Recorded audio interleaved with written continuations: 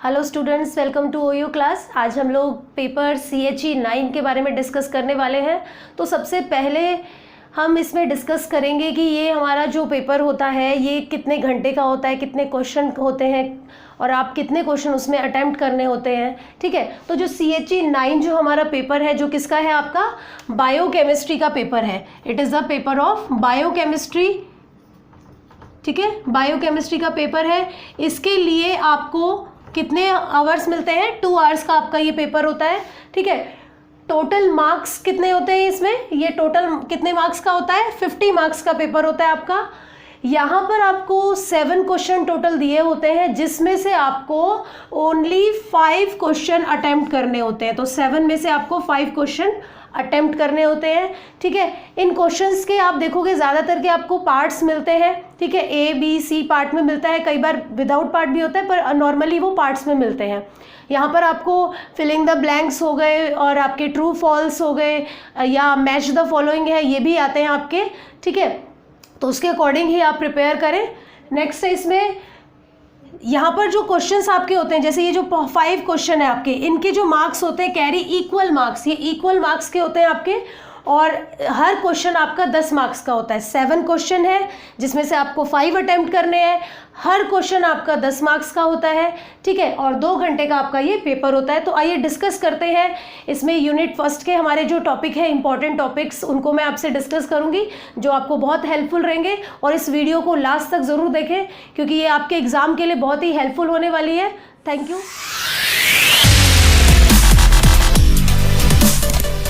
आज हम डिस्कस करेंगे कुछ इंपॉर्टेंट टॉपिक्स हमारे यूनिट 1 के, जो कि आपके एग्ज़ाम पॉइंट ऑफ व्यू से काफ़ी इंपॉर्टेंट हैं। तो सबसे पहला जो टॉपिक है वो है आपका prokaryotic and eukaryotic. Unit first हमारी क्या है? सेल स्ट्रक्चर एंड फंक्शन, जिसमें काफ़ी इंपॉर्टेंट टॉपिक है प्रोकैरियोटिक एंड यूकैरियोटिक। इसके डिफरेंस बहुत बार पूछा जाता है, या फिर आपसे इसके शॉर्ट नोट्स में इसमें आपसे पूछ सकते हैं।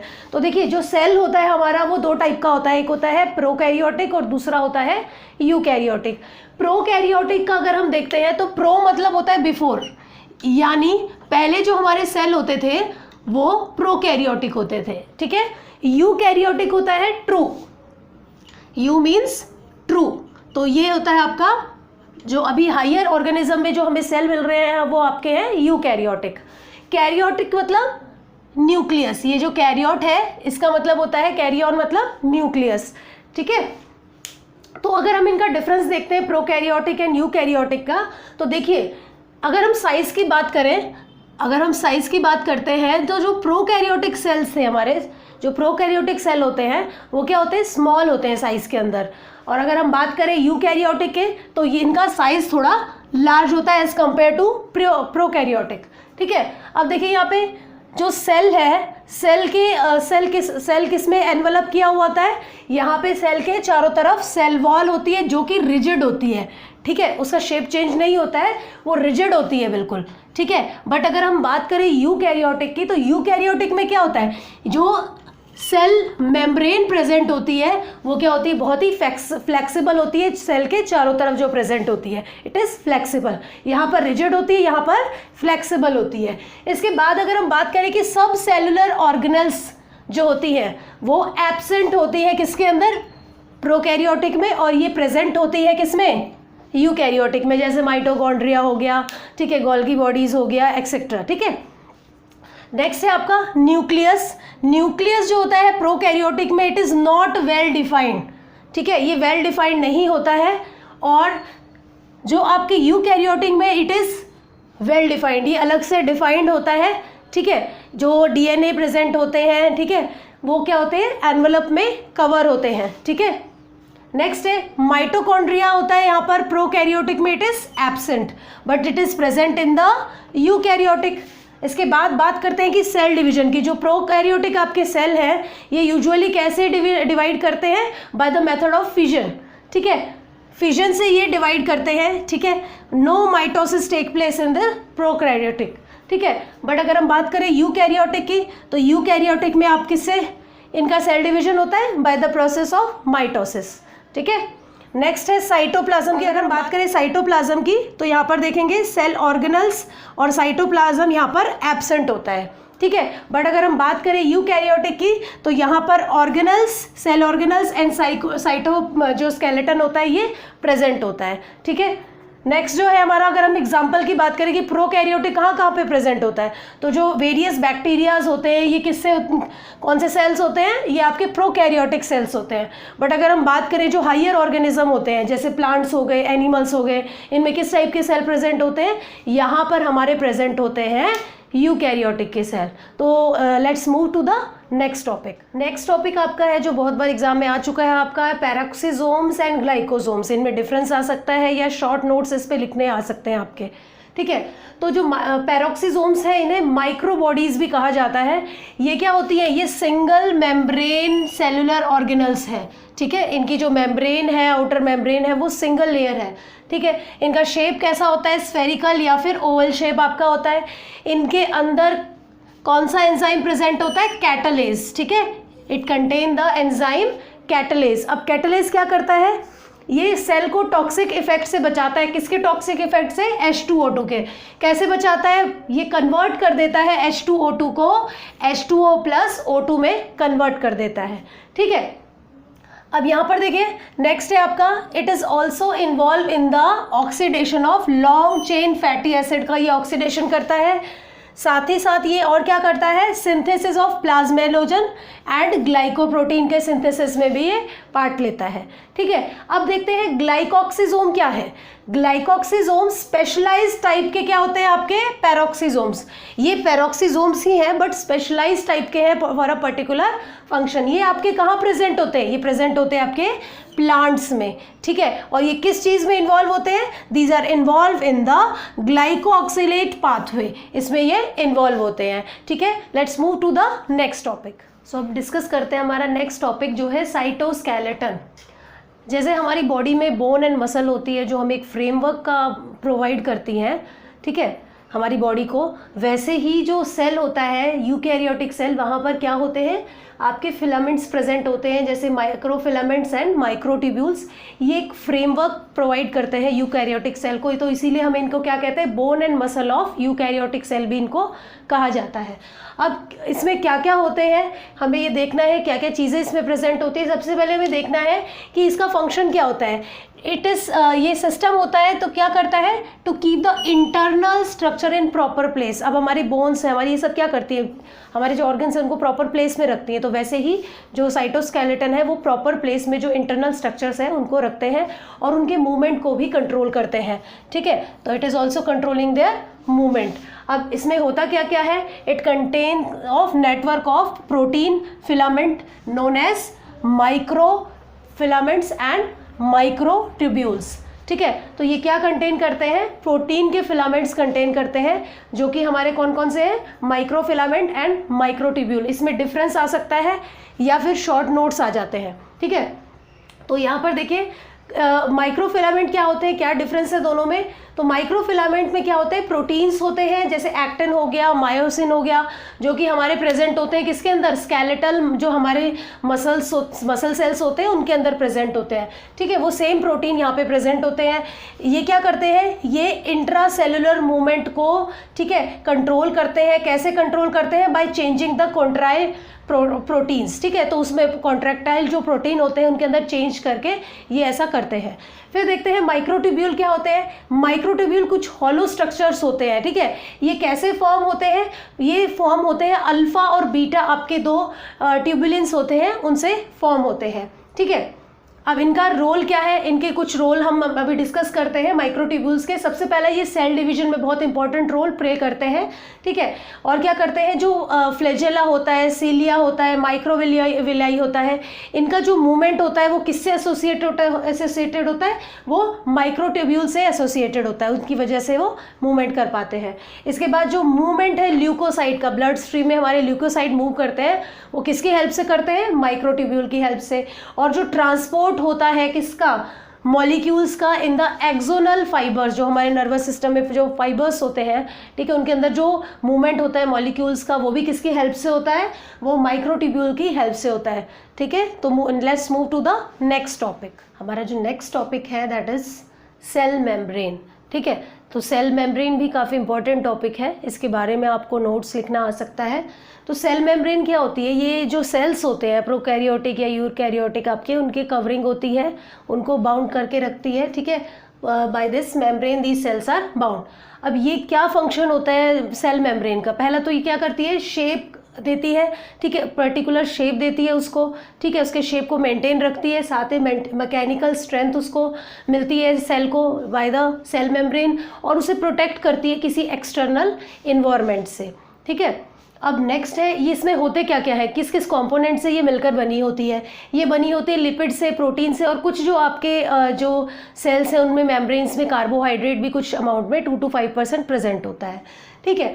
अब इसको बहुत सारे मॉडल्स दिए गए इसको एक्सप्लेन करने के, पर सबसे जो बेस्ट मॉडल था इसका, सेटिस्फैक्ट्री मॉडल था, वो था आपका fluid mosaic model by Singer and Nicolson, ठीक है। अब इस मॉडल में क्या कहा गया था, ठीक है, इसमें कहा गया था कि जो सेल मेम्ब्रेन है, सेल मेम्ब्रेन में फॉस्फोलिपिड की बाईलेयर प्रेजेंट होती है, ठीक है। और इस बाईलेयर, ये बाईलेयर में अरेंज कैसे होते हैं फॉस्फोलिपिड, जो पोलर हेड होता है वो बाहर की तरफ होता है, ठीक है, और जो आपका नॉन पोलर हेड होता है, जो आपका हाइड्रोफोबिक जो है इसका टेल होता है, वो इनसाइड होता है, ठीक है। तो पोलर हेड आउटसाइड एंड जो नॉन पोलर है वो इनसाइड होता है, ठीक है। अब यहाँ पर और क्या क्या होता है, जो कुछ प्रोटीन्स भी, फॉस्फोलिपिड के अलावा कुछ प्रोटीन भी इसमें डिस्पर्स होते हैं, जिनका मूवमेंट जो बाईलेयर के थ्रू क्या होता है, वो फ्री होता है, ठीक है। और कुछ सुपरफिशियली एम्बेडेड होते हैं, कुछ सुपरफिशियली एम्बेडेड होते हैं, कुछ वहाँ पर आपके क्या होते हैं, फ्री टू मूव होते हैं, डिस्पर्स रहते हैं, उसमें मूवमेंट होता रहता है उन प्रोटीन्स का, ठीक है। अब इसके फंक्शन क्या क्या है, ये क्या करती है, सिलेक्टिव ट्रांसपोर्ट करती है, ठीक है। यहाँ पे जो ट्रांसपोर्ट होता है उसमें कुछ मॉलिक्यूल्स हैं, उनमें क्या होता है, कुछ मॉलिक्यूल पैसिवली ट्रांसपोर्ट हो जाते हैं, जैसे ग्लूकोज हो गया, और कुछ जो मॉलिक्यूल्स होता है उनको, उनका जो ट्रांसपोर्ट होता है वो फैसिलिटेटेड होता है, एक्टिव ट्रांसपोर्ट होता है जहाँ पे कुछ एनर्जी की रिक्वायरमेंट होती है, ठीक है। तो सिलेक्टिव ट्रांसपोर्ट करती है, सेल रिकॉग्निशन करती है, ठीक है। और सेल सेल का जो कम्युनिकेशन होता है वो किसकी हेल्प से होता है, हमारी सेल मेम्ब्रेन से। सेल जो रिस्पॉन्स कर रहा है वो किसकी वजह से होता है, by the help of cell membrane. और जो मोटिलिटी है, जो मूवमेंट है, वो किसकी वजह से हो रहा है, वो भी सेल मेम्ब्रेन की वजह से होता है। So let discuss our next topic. Now we will discuss the cell cycle, ठीक है। तो सेल साइकिल भी काफ़ी इंपॉर्टेंट है। सेल साइकिल होती क्या, ये लाइफ साइकिल होती है सेल की, कैसे सेल डिवाइड होके रिप्रोड्यूस होके दो डॉटर सेल में, डॉटर सेल की फॉर्मेशन करता है, ठीक है।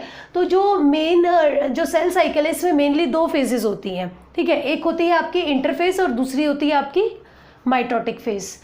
इंटरफेस में क्या होता है, यहाँ पर सेल ग्रो होता है और जो डीएनए है उसकी कॉपी बना लेता है, ठीक है। इसके अंदर हमारी फेज होती है, इंटरफेस के अंदर कौन कौन सी फेज होती है, G1 phase, S phase and G2 phase, ठीक है। G1 का मतलब क्या है, यहाँ पर गैप फेज, ठीक है। यहाँ पर क्या होता है, सेल बड़ा हो जाता है और ऑर्गेनल्स की कॉपी बनाता है, ठीक है।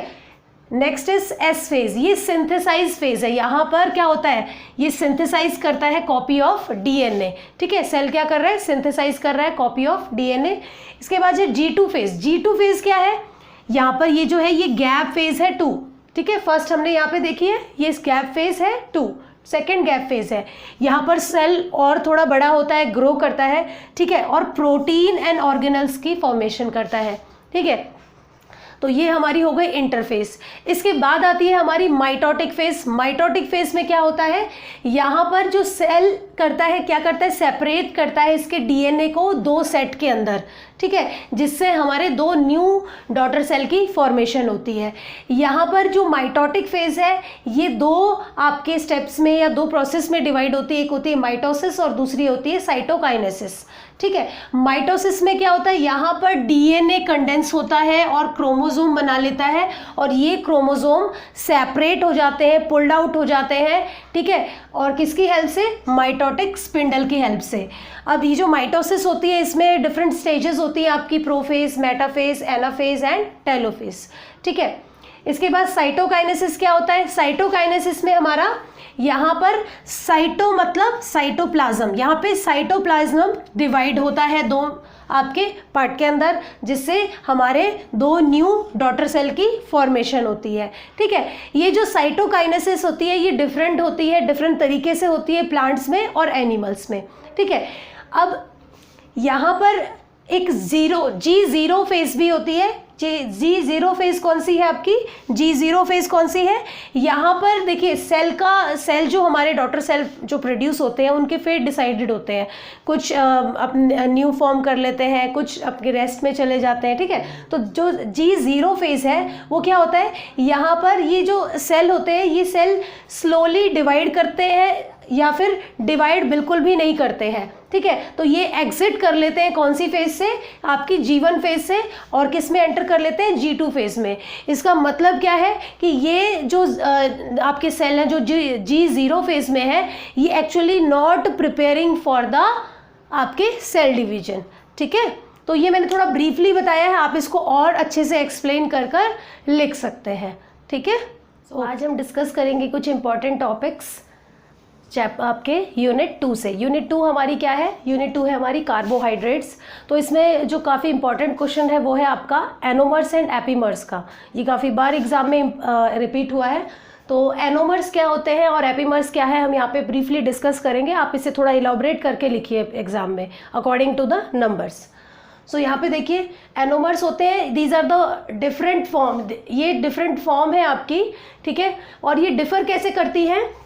ये डिफर करती है कन्फिग्रेशन, किस कन्फिग्रेशन पे? C1 कार्बन पर। C1 कार्बन पे जो कन्फिग्रेशन होती है उससे डिफर करती है ये फॉर्म्स। ठीक है, ये जो इनके फिजिकल्स और कुछ केमिकल प्रॉपर्टी में डिफरेंस होता है तो डिफर करती हैं। अल्फ़ा एंड बीटा, इसका अगर हम एग्जांपल देखें तो अल्फ़ा बीटा साइक्लिक फॉर्म जो होती हैं आपकी डी ग्लूकोज की, वो आपकी इसका एक बहुत अच्छा एग्जाम्पल है। तो यहाँ पर देखिए this is the alpha D glucopyranose cyclic form है। ठीक है, यहाँ पर देखिए जो C1 कार्बन है हमारा, ये जिसे मैंने रेड से बताया है। ठीक है, यहाँ पर ये कन्फिग्रेशन में डिफ़र कर रहे हैं, बाकी सब इनका क्या है, ऑलमोस्ट इनका सब सेम है, बस डिफ़र कहाँ पे कर रहे हैं? C1 कार्बन की कन्फिग्रेशन में HOH, यहाँ पर क्या है? OH and H। This is the alpha form, this is the beta form. तो ये हमारे एनोमर्स हो गए जो कहाँ पर डिफ़र करते हैं? C1 कार्बन पे, C1 कार्बन की कन्फिग्रेशन पे। नेक्स्ट है एपीमर्स। एपीमर्स क्या होते हैं? जब 2 मोनोसेकेराइड जो होते हैं वो डिफ़र करते हैं एक दूसरे से कन्फिग्रेशन पे, किसी स्पेसिफिक कार्बन की कन्फिग्रेशन पे। अब ये कन्फिग्रेशन कौन सी होनी चाहिए? कौन सा कार्बन होना चाहिए? ये अदर देन आपका एनोमेरिक कार्बन होना चाहिए। ठीक है, एनोमेरिक जो हमारा एटम है उससे दूसरा कोई एटम होता है तो वो हमारा क्या हो जाते हैं? एपीमर्स होते हैं। इसका एग्जांपल है आपका ग्लूकोज, गैलेक्टोज, ये C4 एपीमर्स है, यानी इनकी जो कन्फिग्रेशन है वो C4 कार्बन यानी 4th कार्बन पर डिफर कर रही है। आप देख सकते हैं, इसे मैंने रेड से यहाँ पर डिनोट किया है। This is the D glucose and this is the D galactose. ये दोनों आपके डिफ़र कर रहे हैं C4 कार्बन पे। ऐसे ही C2 एपीमर्स भी होते हैं। ठीक है, तो let's move to the next topic. तो डिस्कस करते हैं हमारा नेक्स्ट टॉपिक जो है म्यूटा रोटेशन। इसमें कंटिन्यूसली काफ़ी साल तक ये रिपीट हुआ है, काफ़ी ईयर्स में ये रिपीट हुआ है, तो इसको बहुत अच्छे से हमें करना है। ठीक है, तो इसका ब्रीफ आइडिया मैं आपको दे देती हूँ। यहाँ पर जो म्यूटा रोटेशन है, म्यूटा रोटेशन होता क्या है? तो देखिए कि जैसे अगर हमने ग्लूकोज को फ्रेशली प्रिपेयर किया है तो उसकी आपकी जो स्पेसिफिक रोटेशन जो होती है वो क्या होती है? +112.2 डिग्री। ठीक है, अब ये क्या होता है? ये चेंज हो जाता है और बीटा डी ग्लूकोज में कन्वर्ट हो जाता है, जिसकी जो स्पेसिफिक रोटेशन होती है वो कितनी होती है? +18.7 डिग्री। तो ये जो चेंज होता है अल्फा से बीटा फॉर्म में, this is known as the mutarotation. ठीक है, तो हम अगर इसको डिफाइन करते हैं तो डिफाइन कैसे करेंगे? It is the change in the specific optical rotation representing the inter conversion of alpha and beta forms of D glucose to an equilibrium mixture. यानी ये दोनों फॉर्म क्या होती है? इंटर कन्वर्ट होकर इक्विलिब्रियम मिक्सचर की फॉर्मेशन कर लेती है। यहाँ पर देखिए जैसे अल्फा डी ग्लूकोज है, इसकी +112.2 डिग्री सेल्सियस है, और ये यहाँ पे हमारा बीटा डी ग्लूकोज है। अब ये क्या करते हैं?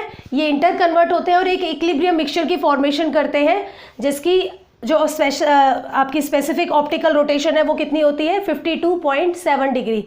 ओके तो इसका आपका ये एग्जाम्पल भी आ सकता है एग्जाम में, तो आप इस एग्जाम्पल को भी ले सकते हैं। या फिर आप कई बार क्वेश्चन आ जाता है कि म्यूटर रोटेशन ऑफ, पहले तो म्यूटर रोटेशन को डिफाइन करना आ सकता है और उसके बाद आता है कि म्यूटर रोटेशन ऑफ फ्रक्टोज को आप बताइए, तो इसको आप इजीली एक्सप्लेन कर सकते हैं। तो इसको थोड़ा आप स्टडी करेंगे, ये बाकी ब्रीफ आइडिया मैंने आपको इसका दे दिया है। Let's move to the next topic, that is amylose and amylopectin, जो कि काफ़ी इंपॉर्टेंट है। इसमें डिफरेंस पूछा जा सकता है या फिर आपसे पूछ सकते हैं इसमें शॉर्ट नोट्स। ठीक है, तो जो स्टार्च होते हैं, जो रिजर्व फूड होता है प्लांट्स के अंदर, इसके अंदर ये किस फॉर्म में होता है, स्टार्च की फॉर्म में। ठीक है, अब ये जो स्टार्च होती है ये दो पॉलीसेक्राइड से मिलकर बनी होती है, एक होता है हमारा अमाइलोज और दूसरा होता है हमारा अमाइलोपेक्टिन। तो आइए देखते हैं इनके बीच में क्या डिफरेंस है। तो अमाइलोज जो होता है ये एक वाटर सॉल्युबल पॉलीसेक्राइड है और जो अमाइलोपेक्टिन है ये वाटर इनसॉल्युबल है। ठीक है, ऐसे आपको कंपैरिजन करके इनको याद रखना है। अमाइलोज जो है इसमें ये 15 to 20% प्रेजेंट होता है और अमाइलोपेक्टिन की परसेंटेज कितनी है 80 to 85 है। ओके, इसके बाद देखिए जो हमारा अमाइलोज है ये अनब्रांच चेन होती है और हमारा अमाइलोपेक्टिन है ये ब्रांच चेन होती है। ओके, उसके बाद अमाइलोज में जो डी ग्लूकोज की यूनिट्स होती है वो आपस में कैसे ज्वाइन होती है, कैसे टुगेदर होती है, वो आती है आपकी अल्फा 1,4 ग्लाइकोसिडिक लिंकेज से वो हेल्ड होती है, एक दूसरे से वो जुड़े होते हैं। बट अगर बात करें अमाइलोपेक्टिन में, यहाँ पर दो टाइप की लिंकेज आपको देखने को मिलेगी, एक होती है अल्फा 1,6 लिंकेज और दूसरी होती है आपकी अल्फा 1,4 ग्लाइकोसिडिक लिंकेज। ठीक है, तो अब यहाँ पर देखिए कहाँ पर कौन सी लिंकेज प्रेजेंट है। देखिए जहाँ पे ब्रांचिंग पॉइंट होते हैं, जहाँ पे ब्रांच स्टार्ट हो रही है, जहाँ पे ब्रांचिंग पॉइंट होते हैं वहाँ पे अल्फा 1,6 ग्लाइकोसिडिक लिंकेज प्रेजेंट होती है और जहाँ बाकी उसके अलावा जो जगह है वहाँ पर अल्फा 1,4 लिंकेज प्रेजेंट होती है। ओके, अब जो अमाइलोज होती है इसमें काफ़ी यूनिट्स प्रेजेंट होती है किसकी, डी ग्लूकोज की, जैसे 200-2000 यूनिट डी ग्लूकोज की यहाँ पर प्रेजेंट होती है। बट अगर हम बात करें अमाइलोपेक्टिन की तो यहाँ पर 20 to 30 यहाँ पर फ्यू ग्लूकोज यूनिट्स प्रेजेंट होती है पर यूनिट। ये कैसे बताया है, ग्लूकोज यूनिट पर ब्रांच के हिसाब से यहाँ पर आपको नंबर बताए हैं। Okay, let's move to the next topic. तो let's start the next topic. हमारा नेक्स्ट टॉपिक है ग्लाइकोजन और ग्लाइकोप्रोटीन में हमें देखना है क्या ये इनके बीच में डिफरेंस है। ओके, तो यहाँ पर देखिए जो ग्लाइकोजन होता है, जैसे हमने पढ़ा था कि स्टार्च जो होता है वो एनिमल्स में प्लांट्स में स्टोर जो कार्बोहाइड्रेट होता है वो होता है। ठीक है, बट अगर एनिमल्स में जो ग्लूकोज है या कार्बोहाइड्रेट स्टोर जो हो रहा है उसे हम क्या कहते हैं, उसे हम ग्लाइकोजन कहते हैं। ठीक है, तो ग्लाइकोजन जो होता है इसे एनिमल स्टार्च भी कहा जाता है। अब इसकी जो कॉन्सेंट्रेशन होती है वो ज़्यादातर कहाँ मिलती है, लीवर में, मसल में, ब्रेन में एक्सेट्रा। ठीक है, ये प्लांट्स में उन प्लांट्स में भी प्रेजेंट होता है जिनमें क्लोरोफिल प्रेजेंट नहीं होता है, जैसे ईस्ट हो गया, फंजाई हो गया। ठीक है, इसका जो स्ट्रक्चर होता है ग्लाइकोजन का ये सेम होता है, कैसा, अमाइलोपेक्टिन का। ठीक है, सेम उसके जैसा होता है बट यहाँ पे ब्रांचिंग थोड़ी ज़्यादा होती है। ठीक है, जैसे आपके अमाइलोपेक्टिन में हमने क्या पढ़ा था, दो टाइप की लिंकेज थी, 1,6 थी जो ब्रांचेस पे थी और 1,4 थी बाकी सभी प्लेसेस पे। सेम वैसे ही यहाँ पर ग्लूकोज की रिपीटिंग यूनिट जो होती है वो अटैच होती है दो टाइप की लिंकेज से, 1,6 अल्फा 1,6 एंड अल्फा 1,4 लिंकेज से। ठीक है, मॉलिक्यूलर वेट जो होता है ये वेरी करता है जिस सोर्स से आपने ग्लाइकोजन आपको मिला है। ठीक है, वैसे ये होता है 1 × 10⁸। ठीक है, अप्रॉक्स इतना होता है, बाकी अगर आप सोर्स वेरी करते हैं तो वहाँ पर आपका मॉलिक्यूलर वेट भी वेरी करता है। अब देखते हैं ग्लाइकोप्रोटीन क्या होता है। देखिए जो हम कुछ ऐसे प्रोटीन्स होते हैं वो क्या होते हैं, कोवेलेंटली बॉन्ड हो जाते हैं किसके साथ, कार्बोहाइड्रेट के साथ, तो इन्हें हम क्या कहते हैं, ग्लाइकोप्रोटीन्स कहते हैं। ठीक है, इनमें कार्बोहाइड्रेट का जो कंटेंट है वो 1% से लेकर 90% बाय वेट वेरी कर सकता है। अब जिसके अंदर 4% आपका कार्बोहाइड्रेट का कंटेंट होता है उन्हें हम स्पेशल नेम देते हैं जिसका नाम है म्यूकोप्रोटीन। ठीक है, उसके बाद ये जो आपके ग्लाइकोप्रोटीन होते हैं ये डिफरेंट फंक्शंस करते हैं। ठीक है, कौन कौन से हैं फंक्शंस, एज अ एंजाइम ये काम करते हैं, एज अ हार्मोन काम करते हैं, ट्रांसपोर्ट प्रोटीन का ये काम करते हैं, स्ट्रक्चरल प्रोटीन का काम करते हैं, रिसेप्टर्स का रोल ये प्ले करते हैं। ठीक है, तो ये डिफरेंट रोल्स हैं ग्लाइकोप्रोटीन जो प्ले करते हैं। ठीक है, अब ग्लाइकोप्रोटीन में कौन कौन से हमारे कार्बोहाइड्रेट प्रेजेंट होते हैं, फॉर एग्जांपल बता रही हूँ, जैसे मैनोज हो गया, गैलेक्टोज हो गया, एक्सेट्रा, इससे और भी बहुत सारे प्रेजेंट होते हैं, जैसे जाइलोज हो गया, ठीक है।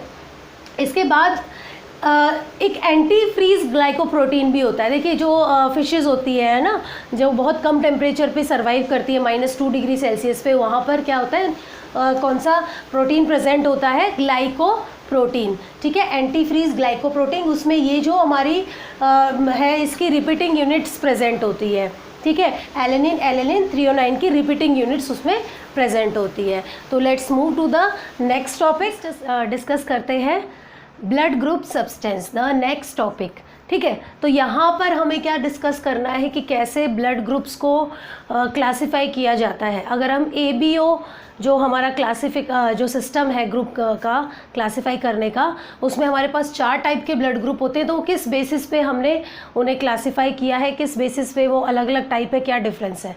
तो देखिए जो ब्लड ग्रुप एंटीजन होता है, जो इरिथ्रोसाइट की मेम्ब्रेन पे होता है, ये क्या होता है, इसमें या तो ग्लाइकोप्रोटीन्स होते हैं या ग्लाइकोलिपिड्स होते हैं, ठीक है, और इन्हीं के बेसिस पर ब्लड ग्रुप को बताया जाता है।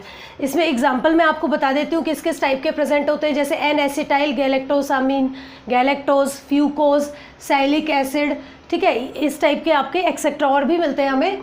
ये हमें ब्लड ग्रुप के सब्सटेंस होते हैं और इनको ये डिटरमाइन करने में हमें बहुत इंपॉर्टेंट रोल प्ले करते हैं, ठीक है। तो कार्बोहाइड्रेट का जो कंटेंट होता है किसी भी इरिथ्रोसाइट की मेम्ब्रेन पर, तो वो क्या डिटरमाइन करता है, वो बहुत इंपॉर्टेंट जो रोल है वो प्ले करता है ब्लड ग्रुपिंग में। ABO जो हमारा सिस्टम है, इसमें हमारे पास 4 टाइप के ब्लड ग्रुप होते हैं, type A, type B, type AB and O, ठीक है। तो इनमें क्या होता है, जो इनकी क्लासिफिकेशन होती है, केमिकल जो बेसिस होता है क्लासिफिकेशन का, वो क्या होता है कि स्मॉल मेम्ब्रेन बाउंड कार्बोहाइड्रेट, जो मेम्ब्रेन से बाउंड जो कार्बोहाइड्रेट होते हैं इरिथ्रोसाइट के, वो हमें क्या करते हैं, वो क्लासिफाई करने में हेल्प करते हैं। अब यहाँ पर देखिए कौन सा, इसमें देखिए जो आपकी कार्बोहाइड्रेट की चेन होती है उसमें कौन सा कार्बोहाइड्रेट होता है जो ये सब डिटरमाइन करता है।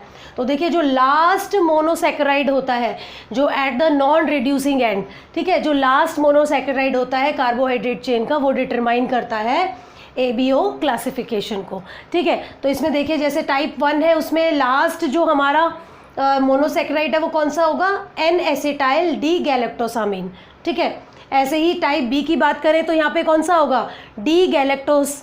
अगर हम बात करें टाइप O की, तो यहाँ पे है, यहाँ पे लास्ट शुगर मिसिंग होगा, ठीक है। और टाइप AB की बात करें तो ये दोनों टाइप कंटेन करेगा, ठीक है, जैसे बोथ N-एसिटाइल गैलेक्टोसामीन एंड डी गैलेक्टोस, इसीलिए इसको हम क्या कहते हैं, AB ग्रुप कहते हैं, ओके। अब हम डिस्कस करते हैं यूनिट 3 के टॉपिक्स। यूनिट 3 हमारी है लिपिड्स। इसमें हमारा पहला टॉपिक है जो कि बहुत इंपॉर्टेंट है, फॉस्फोलिपिड्स। इसके बारे में शॉर्ट नोट्स पे क्वेश्चन आते हैं फॉस्फोलिपिड के बारे में, ठीक है। तो सबसे पहले हम देखते हैं फॉस्फोलिपिड है क्या।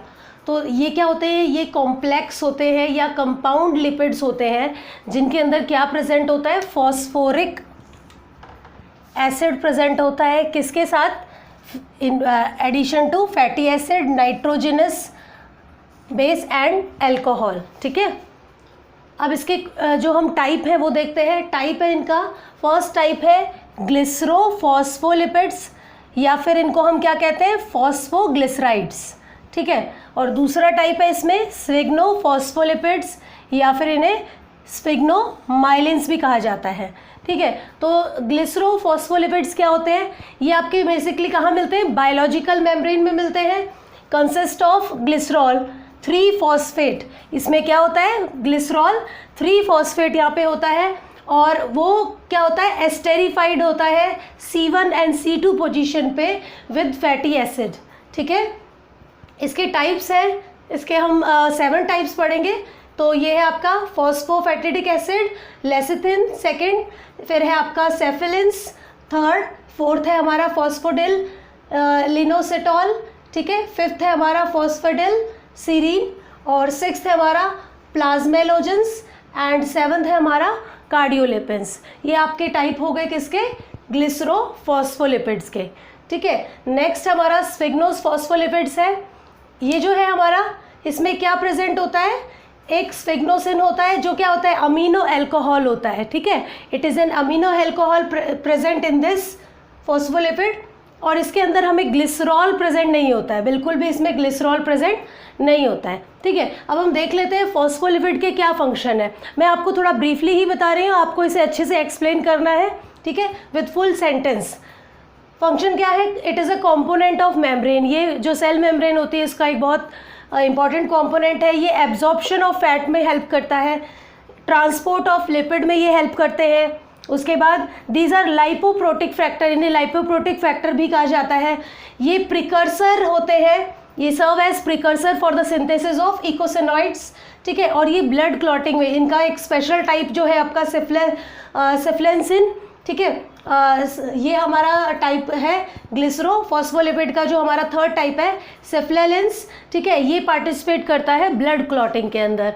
Okay, let's move to the next topic. Next topic discuss करते हैं। नेक्स्ट टॉपिक हमारा है ग्लाइकोलिपिड्स एंड लिपोप्रोटीन्स, ठीक है। तो ग्लाइकोलिपिड्स क्या होते हैं, ये कंस्टिट्यूएंट होते हैं किसके, सेल मेम्ब्रेन के और नर्वस टिश्यू के। नर्वस टिश्यू और सेल मेम्ब्रेन ये प्रेजेंट होते हैं। इनकी सबसे सिंपलेस्ट फॉर्म को हम सेरिबोसाइट कहते हैं, ठीक है। ये इनमें क्या होता है, इनमें सेरेमाइड कंटेन होता है, ठीक है। They contain ceramide. सेरेमाइड क्या होता है, सेग्नोसिन अटैच टू फैटी एसिड, उसे हम क्या कहते हैं, सेरेमाइड कहते हैं, विद वन और मोर शुगर, ठीक है। उसके बाद देखिए यहाँ पर हमारे कुछ इंपॉर्टेंट ग्लाइकोलिपिड्स हैं, जैसे गैलेक्टोसेरेबोसाइड्स एंड ग्लूकोसेरेबोसाइड, ठीक है।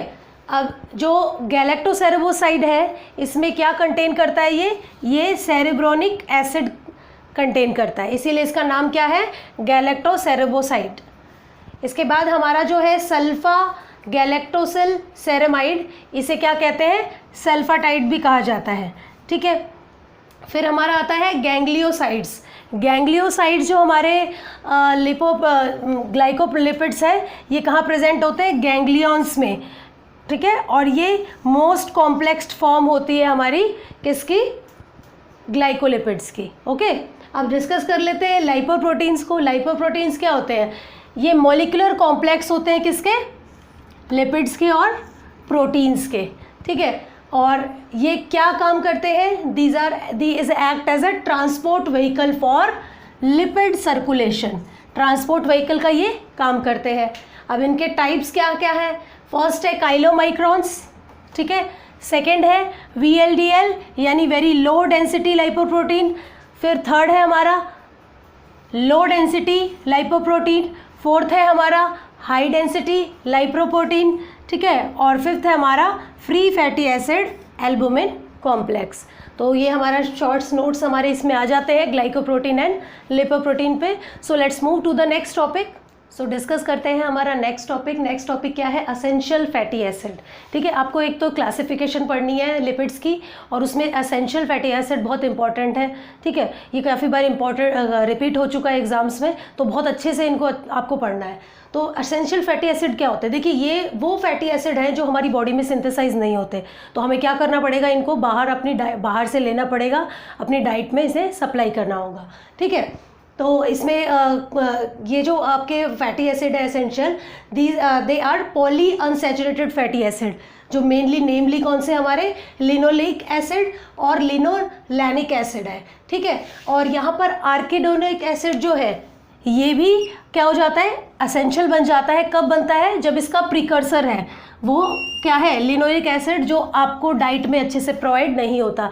यानी लिनोलिक एसिड को अगर आप डाइट में अच्छे से प्रोवाइड नहीं होता तो आर्किडोनिक एसिड भी आपका क्या बन जाता है, असेंशियल फैटी एसिड बन जाता है, ठीक है। अब ये क्या है, ये क्यों असेंशियल माने जाते हैं, इसका क्या रीज़न है, दीज आर एसेंशियल सिंस जो ह्यूमन है, human lack enzyme which introduce double bond. तो ह्यूमन में ऐसे एंजाइम नहीं है जो क्या करते हैं, जो डबल बॉन्ड इंट्रोड्यूस कर दे, किसमें, कार्बन बियॉन्ड 9 और 10, 9 या 10 से ज़्यादा जो कार्बन हमारे अगर बढ़ते हैं तो उसमें डबल बॉन्ड इंट्रोड्यूस करने वाले एंजाइम्स ह्यूमन में नहीं प्रेजेंट है, तो इसीलिए ये हमें बाहर से इनटेक करना पड़ता है, ठीक है। अब इसके फंक्शन क्या क्या है, फंक्शन देख लिए। सबसे पहला है कि ये रिक्वायर होते हैं मेम्ब्रेन के फंक्शन और स्ट्रक्चर के लिए, ठीक है, जो मेम्ब्रेन प्रॉपरली फंक्शन करे, उसका स्ट्रक्चर प्रॉपरली मेंटेन रहे, ठीक है। सेकंड है ट्रांसपोर्ट ऑफ कोलेस्ट्रॉल, कोलेस्ट्रॉल को ट्रांसपोर्ट करते हैं ये, ठीक है। उसके बाद थर्ड है हमारा फॉर्मेशन ऑफ लाइपोप्रोटीन, अभी हमने देखा था लाइपोप्रोटीन को, और उसका जो ट्रांसपोर्ट होते हैं वो कौन करते हैं, असेंशियल फैटी एसिड करते हैं। फोर्थ है आपका प्रिवेंशन ऑफ फैटी लीवर, ठीक है, जो फैटी लीवर डिजीज़ होती है उसको प्रिवेंट करती है, ठीक है। अब इसकी डेफिशिएंसी से क्या होता है, अगर हम नहीं लेंगे इनको अपनी डाइट में तो क्या हमें प्रॉब्लम्स हो जाएंगी इसमें। तो सबसे पहला है cause toad skin. Toad skin क्या होता है, इसका साइंटिफिक है आपका फाइंडोडर्मा, ठीक है। यहाँ पे इरप्शंस हो जाते हैं बॉडी के अंदर, ठीक है, हॉर्नी इरप्शंस कहा जाता है उन्हें, ठीक है, लिम्स में, पोस्टीरियर लिम्स में।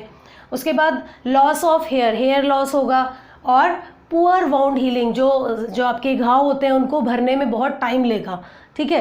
तो this is the essential fatty acid. Let's move to the next topic. So अब डिस्कस करते हैं बहुत ही इंपॉर्टेंट टॉपिक जो है हमारा कीटोन बॉडीज़। देखिए कीटोन बॉडीज़ क्या होती हैं। देखिए अगर कुछ कंडीशंस होता है हमारी बॉडी में, जैसे स्टारवेशन हो गई, ठीक है, तो उसमें क्या होता है, उसमें हमारे जो फैटी एसिड है उनका बहुत हाई रेट से ऑक्सीडेशन स्टार्ट हो जाता है, और जब ऑक्सीडेशन स्टार्ट होता है तो क्या होगा कि जो लीवर है वो प्रोड्यूस कर देता है ऑक्सीडेशन से एसिटो एसीटेट और बीटा हाइड्रोक्सी ब्यूटाइरेट, ठीक है, इन दोनों की प्रोडक्शन करता है। अब जो एसिटो एसीटेट है ये क्या होता है, इसका स्पॉन्टेनियस डीकार्बोक्सिलेशन होता है जिससे ये एसीटोन बनाता है, ठीक है। और ये जो एसीटोन बन रहा है इन्हें ही हम क्या कहते हैं, कीटोन बॉडीज़, इन्हीं को हम क्या कहते हैं, कीटोन बॉडीज़। ये मैंने रिएक्शन के थ्रू इसकी प्रोडक्शन आपको बताई है, ठीक है। ये हमारा एसीटोन है, ओके। तो यहाँ पे एसिटो एसीटेट है, यहाँ पर एसीटोन और बीटा हाइड्रोक्सी ब्यूटाइरेट की प्रोडक्शन हो रही है, ओके।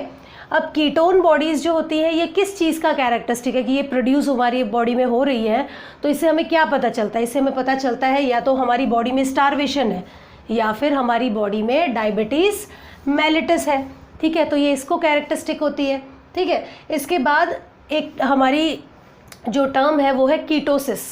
कीटोसिस क्या होती है, देखिए कई बार हमारी बॉडी में नॉर्मल क्वांटिटी से ज़्यादा अमाउंट में क्या होता है, कीटोन बॉडी की प्रोडक्शन होने लग जाती है, ठीक है। तो इन टर्म को किसमें कीटोन बॉडी की प्रोडक्शन होती है, ठीक है, किसमें, यूरिन में। तो इसे क्या कहते हैं, कीटोनीमिया और या फिर कीटोन्यूरिया कहा जाता है, और इस पूरी कंडीशंस को हम क्या कहते हैं, कीटोसिस, ठीक है, ठीक है। तो ये हमारा टॉपिक था। अब एक छोटी सी टर्म है आपकी, वो हम एक बार डिस्कस कर लेते हैं, ठीक है। वो टर्म है हमारी रेंसिडिटी, ओके।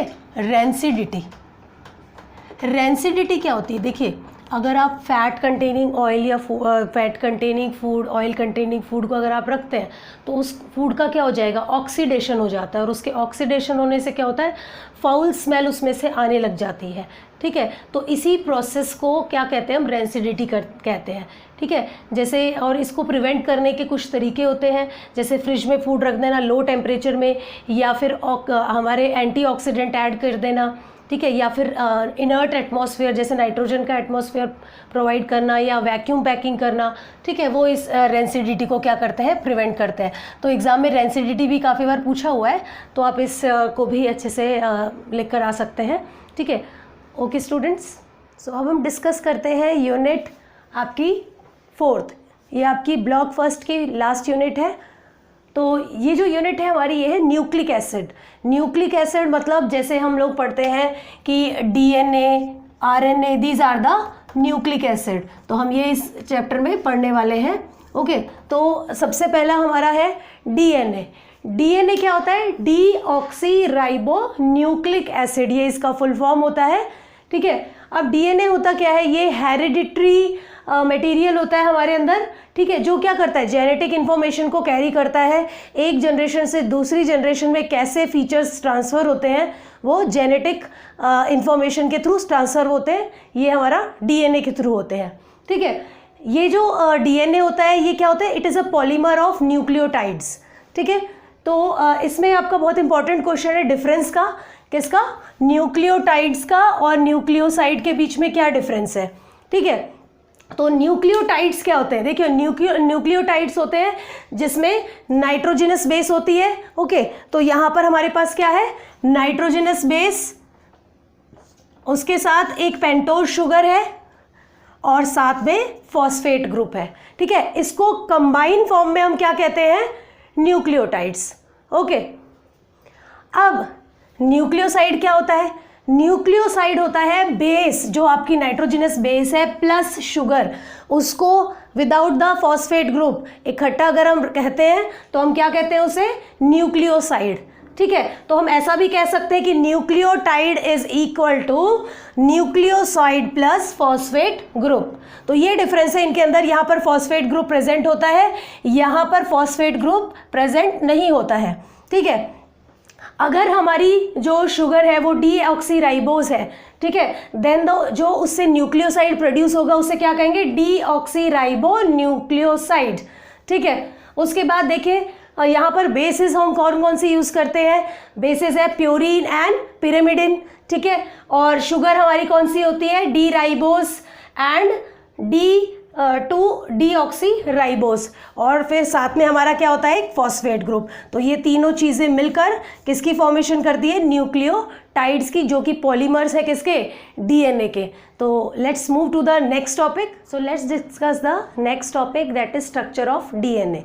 जो डीएनए का स्ट्रक्चर जो है उसे बहुत अच्छे से एक्सप्लेन किसने किया था, वॉटसन एंड क्रिक के मॉडल ने किया था, और ये मॉडल दिया गया था 1953 में। यहाँ पर क्या किया था कि जो डीएनए है उसे ट्विस्टेड लैडर से कंपेयर किया था। जो सीढ़ियाँ होती हैं, सीढ़ियाँ आपने सभी ने देखी होंगी, अगर उनको ट्विस्ट कर देते हैं, ठीक है, तो वो किसका स्ट्रक्चर बनाते हैं, आपके डीएनए का स्ट्रक्चर बनाते हैं। अब यहाँ पे जो दो स्ट्रैंड्स होते हैं, राइट हैंडेड डबल हेलिक्स होता है, ये जो मॉडल होता है it is right handed double helix. उसके बाद ये जो स्ट्रैंड्स होते हैं ये क्या होते हैं, एंटी पैरेलल होते हैं। ठीक है, तो जैसे जो हमारा फर्स्ट स्टैंड है वो क्या है, 5' to 3' को जा रहा है, तो दूसरा जो है वो क्या करता है, वो 3' to 5' जाता है। ठीक है, उसके बाद देखिए जो विड्थ होती है डबल हेलिक्स की वो कितनी होती है, हमारी 20 एंगस्ट्रॉम या 22 नैनोमीटर होती है। इसे हम डायमीटर भी कह देते हैं। ठीक है, डबल हेलिक्स का जो दो स्ट्रैंड है वो आपस में कैसे उनको एक दूसरे से कैसे हेल्ड है, कैसे कनेक्टेड है, by the help of hydrogen bond. Okay, उसके बाद है हाइड्रोजन बॉन्ड किस किस के बीच में फॉर्म हो रहे हैं, प्यूरिन एंड पिरिमिडिन के बीच में फॉर्म हो रहे हैं। यहाँ पर ये क्या करते हैं, जब ये पेयरिंग होती है ना, जो ये पेयरिंग होती है इनके बीच में, तो कौन सा रूल फॉलो करते हैं, शाज़ाफ रूल यहाँ पे फॉलो किया जाता है। यानी जो ए है adenine is equal to, adenine pair किससे करती है, थाइमिन से, और guanine pair with the cytosine, इसीलिए A is equal to T and G is equal to C. ये पेयरिंग का सीक्वेंस उन्होंने बताया था, कौन से रूल में, शाज़ाफ रूल में। चेंज जो होती है ये कॉम्प्लीमेंट्री होती है, यानी ये जो दो स्ट्रैंड्स होते हैं ये कॉम्प्लीमेंट्री होते हैं, आइडेंटिकल नहीं होते हैं। ठीक है, so let's move to the next topic. So let's discuss the denaturation of DNA. देखिए आपको एक डीएनए दिया है, सैंपल दिया है, और उसकी एब्जॉर्बेंस अगर आ रही है 260 नैनोमीटर, अगर उसकी एब्जॉर्बेंस कितनी आ रही है, 260 नैनोमीटर, देन आप क्या बताएंगे कि ये डीनेचर हुआ डीएनए है। कैसे, देखिए जो डीएनए के स्ट्रैंड होते हैं उनके बीच में क्या होते हैं, हाइड्रोजन बॉन्ड्स प्रेजेंट होते हैं। ठीक है, उसी से वो हेल्ड होते हैं। ठीक है, अब इन हाइड्रोजन बॉन्ड का अगर डीएनए को ऐसे मीडियम में रखा जाए, जब पीएच चेंज हो जाए या टेम्परेचर उसका चेंज कर दिया जाए, इंक्रीज कर दिया जाए, तो क्या होगा कि ये जो हाइड्रोजन बॉन्ड है ये क्या हो जाते हैं, ब्रेक हो जाते हैं, डिस्टर्ब हो जाते हैं। ठीक है, उससे ये जो हमारे न्यूक्लियोटाइड के जो हमारे स्ट्रैंड्स होते हैं ये क्या हो जाते हैं, सेपरेट हो जाते हैं। ठीक है, और सेपरेट होने से इनका जो हेलिकल स्ट्रक्चर है, जो डबल हेलिकल स्ट्रक्चर है, वो क्या हो जाता है, लॉस्ट होता है। इसी प्रोसेस को हम क्या कहते हैं, डीनेचुरेशन कहते हैं, डीनेचुरेशन ऑफ डीएनए। ठीक है, अब लॉस ऑफ जो इसका जो लॉस हुआ है हेलिकल स्ट्रक्चर का, इसको मेजर कैसे करते हैं, it is measure by increase in absorbance as 260 nanometer, यानी उसकी जो एब्जॉर्बेंस है वो इंक्रीज होके कितनी हो जाती है, 260 नैनोमीटर। ठीक है, स्पेक्ट्रोफोटोमीटर के अंदर। ठीक है, तो ये था हमारा डीनेचुरेशन ऑफ डीएनए। इसके बाद आता है हमारा difference between codon and anti codon. इनके बीच में, दोनों के बीच में डिफरेंस आ सकता है या शॉर्ट नोट्स आ सकते हैं। तो ये पॉइंट कुछ मैंने आपको यहाँ पे लिख दिए हैं। तो देखिए कोडॉन क्या होता है, it is try nuclide units in mRNA। ठीक है, ये ट्राई न्यूक्लियाइड यूनिट्स हैं किसके अंदर, mRNA के अंदर, जो कोड करती है प्रोटीन सिंथेसिस के लिए। ये ट्राई न्यूक्लियाइड्स होते हैं। एंटी कोडॉन क्या होते हैं, ये भी ट्राई न्यूक्लियाइड्स होते हैं, पर ये प्रेजेंट किस में होते हैं, tRNA के अंदर। ठीक है, उसके बाद सेकंड पॉइंट है हमारा, जो कोडॉन होते हैं ये ट्रांसफ़र करते हैं जेनेटिक इन्फॉर्मेशन कहाँ से, न्यूक्लियस टू द राइबोसोम। और राइबोसोम में क्या होता है, प्रोटीन की सिंथेसिस होती है। और जो एंटी कोडॉन है ये क्या करते हैं, this is the link between, ये क्या होता है, ये लिंक होता है किसके बीच में, न्यूक्लियोटाइड सीक्वेंस ऑफ mRNA और amino acid sequence of protein, इनके बीच में लिंक होता है।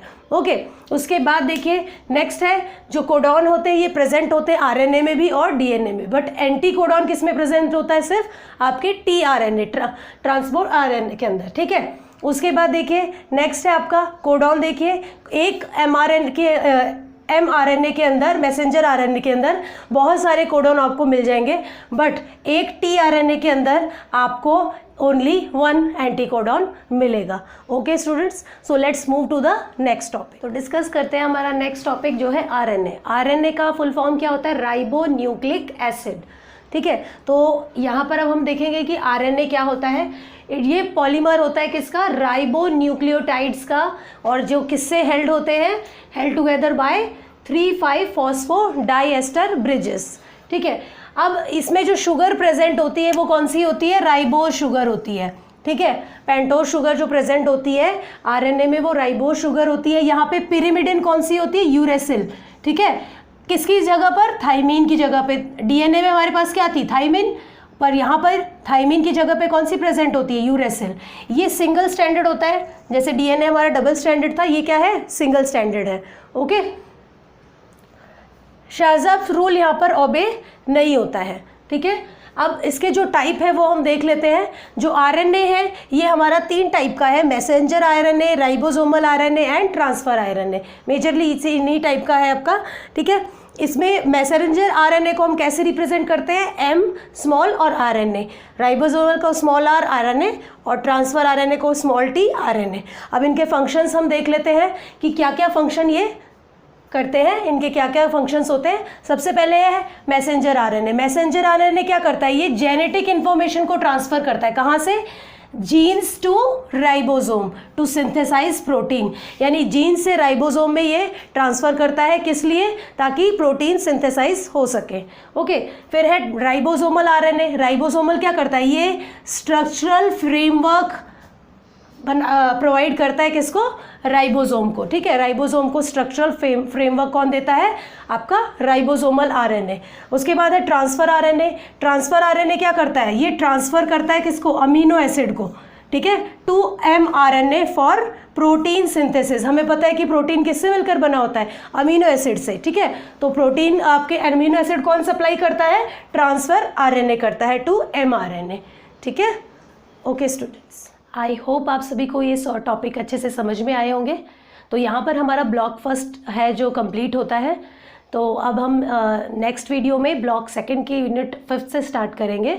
अगर आपको इन टॉपिक्स में से किसी में भी डाउट हो या फिर आप कोई ऐसा टॉपिक चाहते हैं कि उस पर वीडियो बने, तो प्लीज़ कमेंट सेक्शन में ज़रूर लिखें और हमारे वीडियो को लाइक करिए, शेयर करिए और हमारे चैनल OU क्लास को ज़रूर सब्सक्राइब करें ताकि आपको फ्यूचर में आने वाली वीडियोज़ की नोटिफिकेशन मिल सके। Okay student, thank you, all the best.